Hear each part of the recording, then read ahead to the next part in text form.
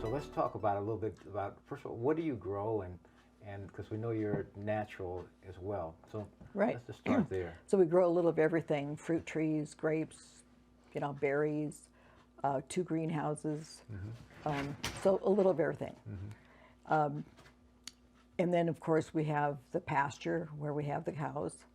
And the alfalfa is underneath that program, but we want to get the movable one on that. But we did put the fertilizers on with the Vortex water. And we did see an improvement in that alfalfa right away. So we did the Vortex water with the fish and the calcium and boron. So I'm just seeing such a difference in the weed pressure, because this year was horrible. The watergrass coming out of the river, we are one of the first right here, so everything goes uphill from us. So what do we get? All the weed seeds. Everything that comes out of that river is right here. And this year was horrible. It was just unbelievable, the growth of especially the watergrass, and the inability to dig them out. They're just solid. And within 2 days of changing the water, the texture of the soil was softer, and you could just gently pull out those roots. That was amazing. And the weeds that regrew after that seemed very, very weak and wimpy. So there was a total change. The strawberry bed, I kept fighting calcium issues and with the brown edges around the leaves, and now they're perfect. So we're assimilating that calcium and getting those berries healthy. I mean, the berries were still good, but I just fighting that brown on the edge of the leaves. Now they're perfect. They are healthy, they're standing up, they're green, they're glossy, amazing. And after we did the pasture, probably a week or so, I looked out there and I thought, man, it looks so even. You just didn't see any brown areas or anything that looked off. It just looked manicured. And that's quite interesting, because you've got more cows than we should have out there. And some days, some areas don't look as good as they could. We've used less water. We are seeing good production. The bean plants that were outside were getting damage on the leaves. We had brown leaves on these plants and couldn't figure out. I had a suspicion it was the water, that there was something in there that was damaging the leaves. And within days of putting the Vortex machine on the irrigation water, we had fresh green leaves and the plants were growing vigorously. Oh my goodness. So we just see little things happening in different places. Soil texture is softening up so that you can actually, get things going in and out like they should be. And I just, you just see everything healthier. Beforehand, and now you're watering every 3 days? Yeah, twice a week. Twice a week? Twice a week, yeah, twice a week at night. And how much were you putting on, and how much do you put on now? Well, before I was putting on 100,000 litres. Well, I put on 100,000 litres every 2 hours, so when you water all night, you're putting on millions of litres of water. Yeah. So basically every night, you're putting millions of litres of water on. Where now with the Vortex, I'm only putting out 100,000 litres twice a week. Right, so a couple of 100,000 litres. I saved myself a heck of a lot of water by using it, and the cattle, 29 cattle, could not keep up to the feed. I had to, in fact, sometimes I didn't water for a whole week just to allow the cattle to eat the grass and get it right down again. Awesome. So I just noticed a huge difference with the quality of the grass and the way that the cattle were eating it. Okay. And so you've gone from using millions of litres of water. So what does all that extra water mean for you? Well, my dams are still full. And in the previous year, at this time of year in May? This time of the year in May, on previous years, 3 dams I pump out would be empty. Where this year, I've got 1.5 of those. Well, I've got 1.5 dams full. Okay, so basically, I've used 1.5. and usually you've used all 3. Yeah, and usually the whole 3 are empty, and I can't irrigate. Well, at the moment, it's very dry. We haven't had much rain, and now I'm thinking about irrigating this paddock just to feed these animals. So, which I can because I've still got a full dam and another dam that's half full. So, which in the past I've never had that. Once I've emptied the dams, that's it. Yeah, it's feed out time. It's like keep moving the cattle around the whole farm to keep up, Yeah. keep it going. So what would you say to somebody that's watching this little video about, what they can expect if they decided they wanted to do something with a Vortex device?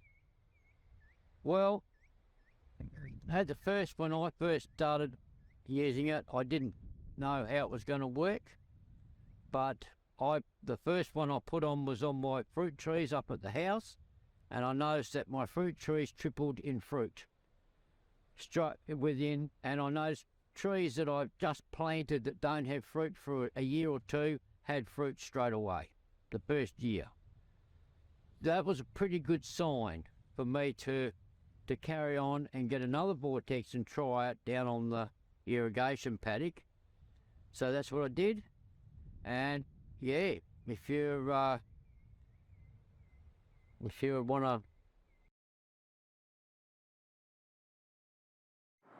We're at Shasta College and talking with David Eppinger.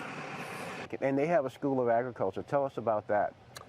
Yeah, I mean, they have a degree program here in agriculture, so that way, and various degrees, to try to, give a lot of the community around here, which is, is a big agricultural community around here, give them, opportunities and the ability to, pursue that career and to really hopefully improve the state of our agriculture. Mm-hmm. And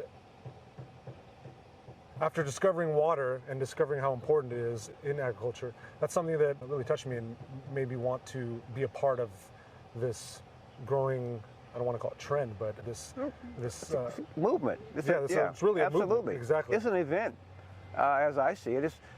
I won't call it an imperative, but because I'm not calling it, you're free to think of it that way. Exactly.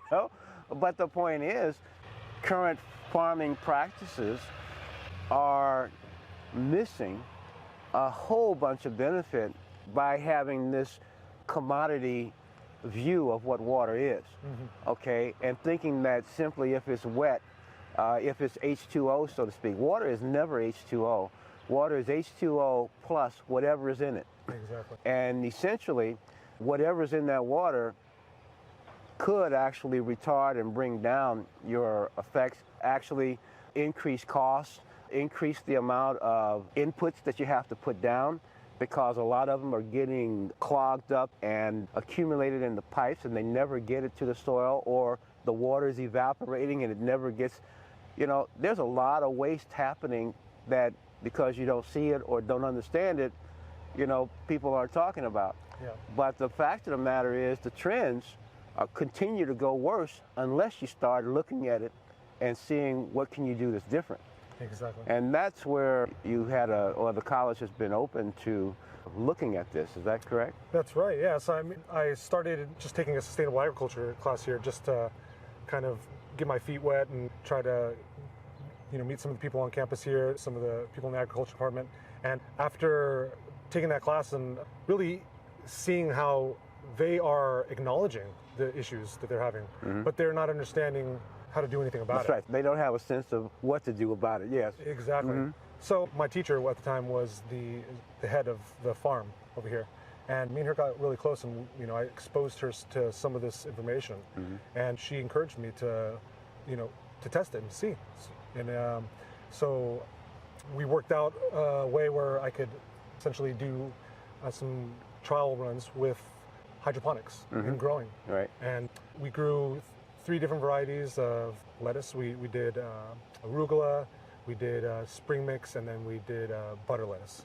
And we did about, it was 288 plants in our sites, and the results we saw were really incredible, from how all of the seeds basically germinated, which was something that, I mean, even testing beforehand with the standard water here on campus, and they don't have like horrible water here. They get it from Bella Vista, so they get it, you know, directly from like natural sources, and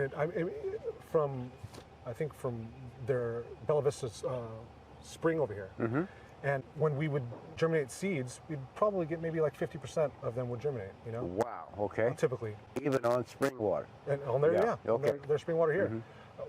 But when we did the trials with the Vortex unit, I mean, I want to say it was above 90%. I mean, and the ones that didn't take, I have a feeling were just probably, they were old seeds anyways, you know?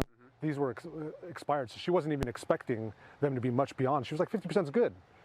You know, when we were doing the test before. And when that becomes your norm, then that's what they accept. exactly, Yeah, that's good. exactly. Right, So yeah, I mean, after she saw that germination, she was kind of shocked by that, and seeing the growth of them so rapidly. And then she was sampling and tasting them as she was going along. She was completely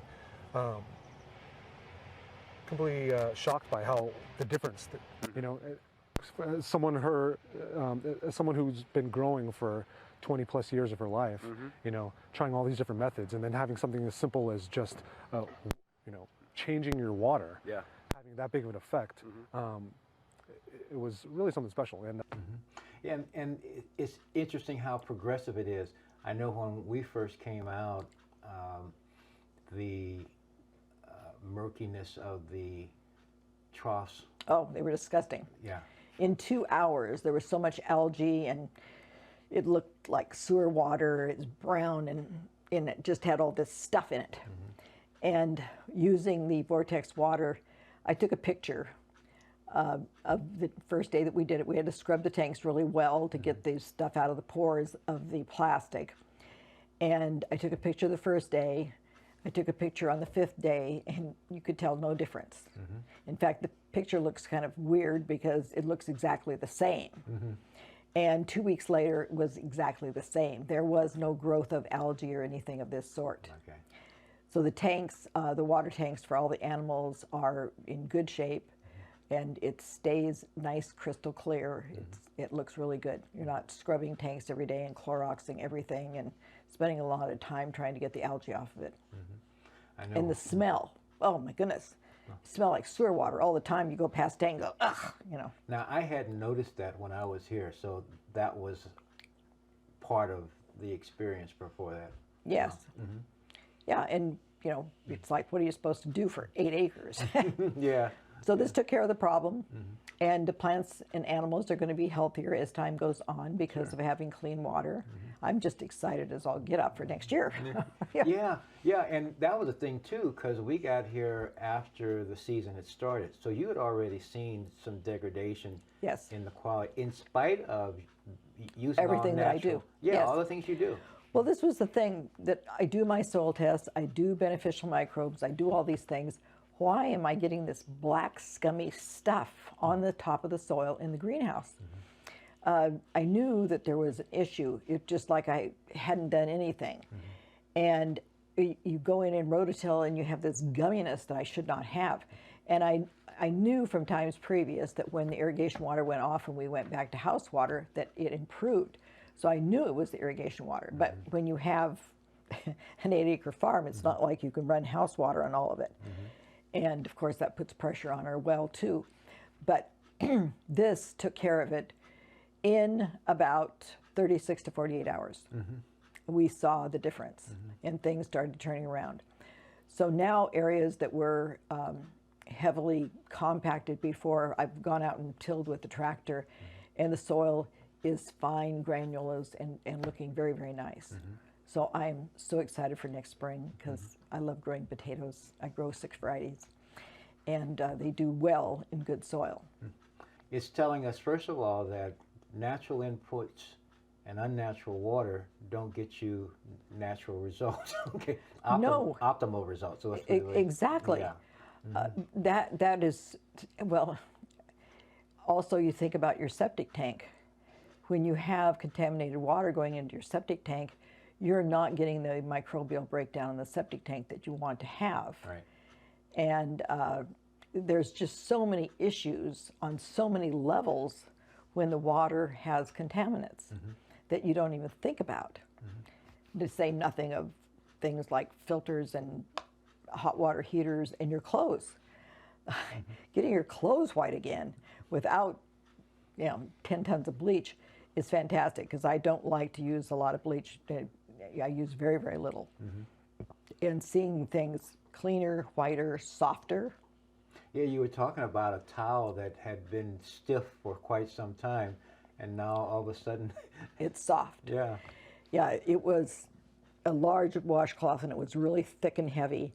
And for whatever reason, I don't know if John had some kind of oils on his hands when he used it, but it was just nasty.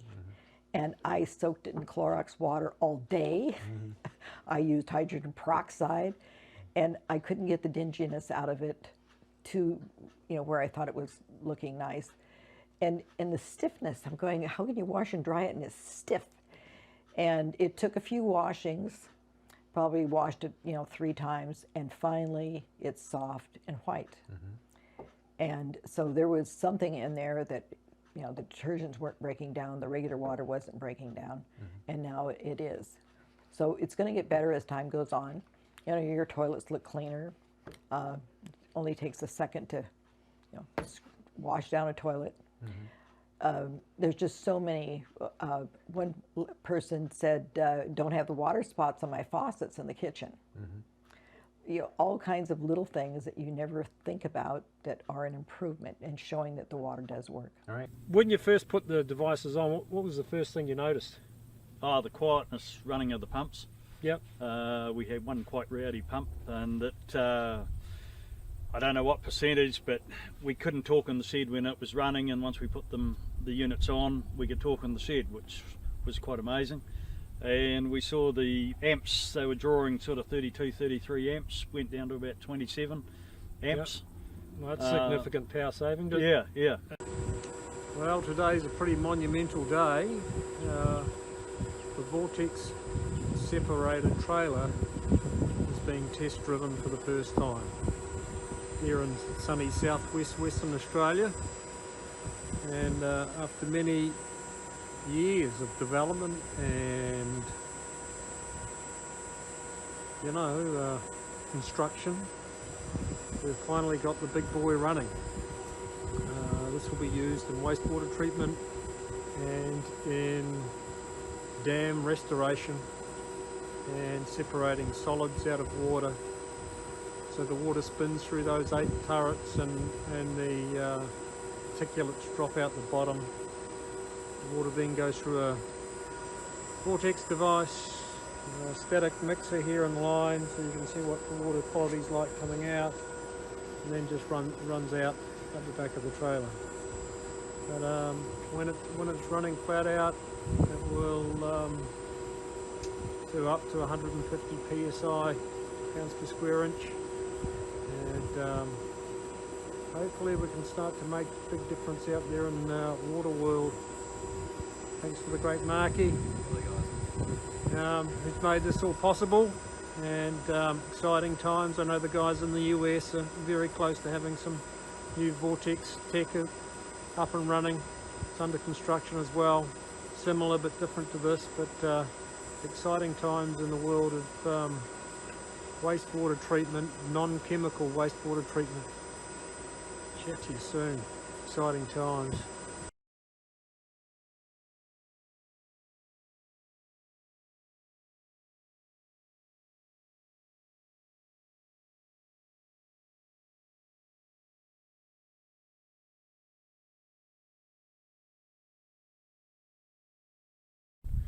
Yeah, well, about a month, 6 weeks ago, we had to run a line through for an infill pivot, 200 metre pivot, and we dug down, the cable went down about 1100 deep was the trench, and we were going across a paddock and it was wet right through the profile, and I just couldn't believe that there was so much water right down there. I thought, hey, my first thought was we were over watering, And then we got to where the pivot had stopped and the rotor sort of picked up.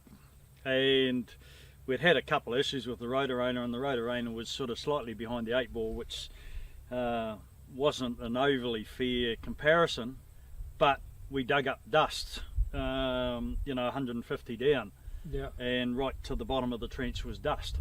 Okay. It was just chalk and cheese, bang, and we thought, wow, there's something going on here.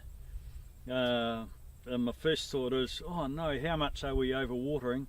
We have to get in and measure it, and we maybe have to recalibrate our moisture meters, and we have to try and get to quantify where we're at. And that was my first subsurface look at what was going on. Yeah, and that's possibly another day or two where you don't have to water per week. So there's the savings on that electricity, let alone the electricity you're saving on that 6 amps that you were missing before. So theoretically, your number might be watering 30% less than what you have in the past. I think that's quite possible. Yeah. And less wear and tear on the machines.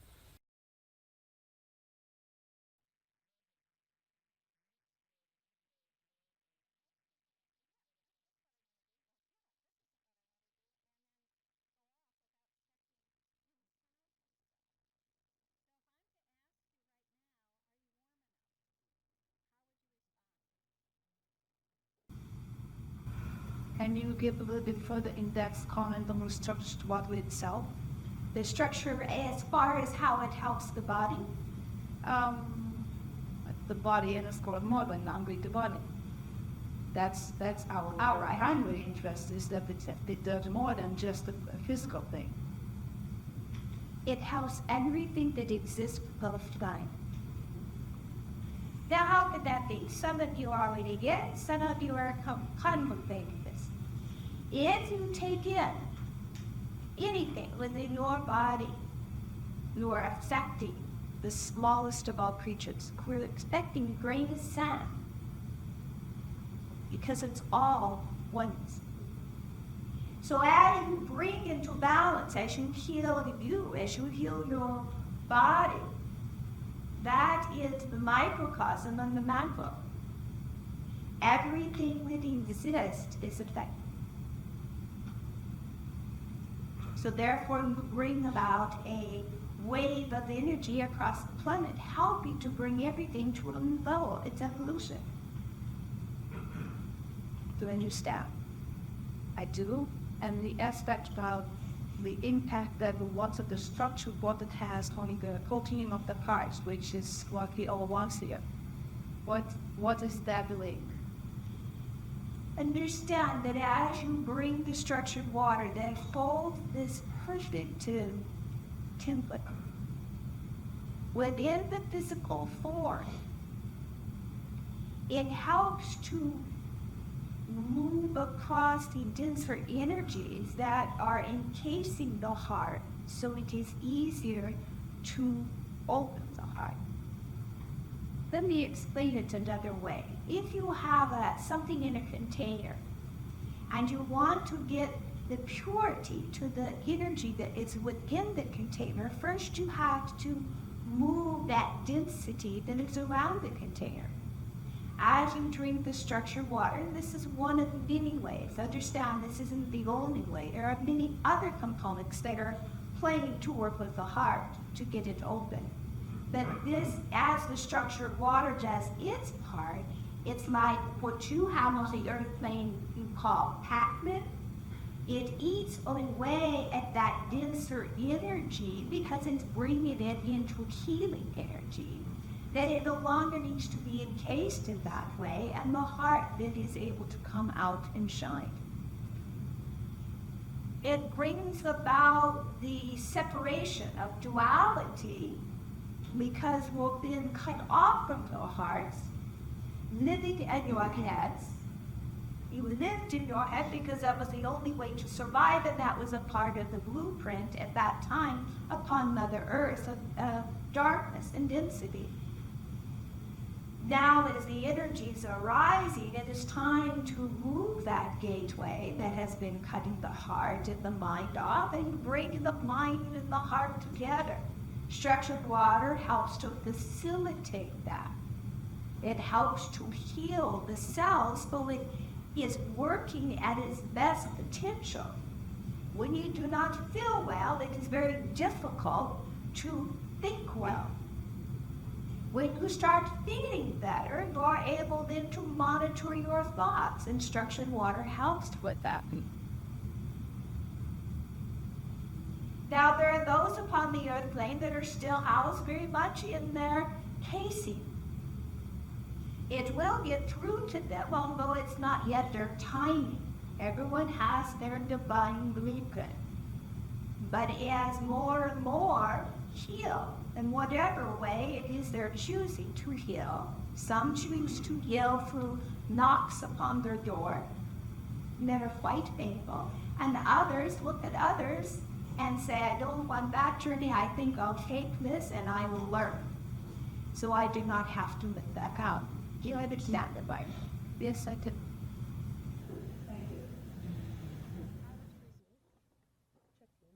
Okay, so how did you know that?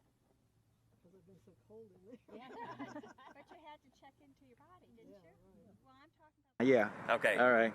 My first experience with the Vortex water was with the 3 1/4 inch handheld hose end, and we did some tomato seedlings, and within 2 weeks they germinated and were transplanted and were sellable. In two weeks' time. 2 weeks time. Okay. All right. Generally speaking, how much time does it take for these things to grow? Well, we didn't even sow this seed until about the 17th, 18th of June, believe it or not. Okay, all right. So let's say June, that's this June, that's 6, let's say the 19th, and today is today's the 20. Yeah, so we're 6, just now 7, 8, 12 9 weeks. All right, got it. All right. All right. All right, Dale, you were saying about these items down here. Tell us what they are. The rose moss. This is called rose moss, and how do you use them? You use it to harbor beneficial insects and bad ones. Okay. You mean misbehaving ones? Right. Okay. Stuff that's going to eat all your right. crop. So these are actually placed in the greenhouse. You order in beneficials and dump in there, so this is a place for them to hide. Okay, all right. So a beneficial motel. Yes. All right. And then so this, before the water, did not look anything like this. As thick and as green and flowering as hard as it is, with so many new flower petals, flower buds for it. So it's nice, thick, hardy. The stems are larger, doesn't need as much water, and there's even new growth down in here. Yeah, look at there. See, anyone that is understanding and familiar with this, they will notice the difference between what they're seeing here and what they are seeing normally every day, you know? Yeah, because these are nice and rubbery and thick and full. I mean, it's just overflowing the entire pot. Wow, look at there. And you were saying that we were looking at the little yellow one at one point, and all of those are the same. It's just the one, those are the same type? Same type, just a different variety. variety. Just different, okay. And they're all used for the same thing. They harbor the beneficial insects. Yes. So there's definitely a big difference between the whole unit and just the handheld unit. Yeah, absolutely. Super. Woo, doggy. Come on in. And this is Vortex Central. Look at there. I've got it on a bypass in case I need to take a Absolutely. Sure, absolutely. That's really, really well thought out. Excellent.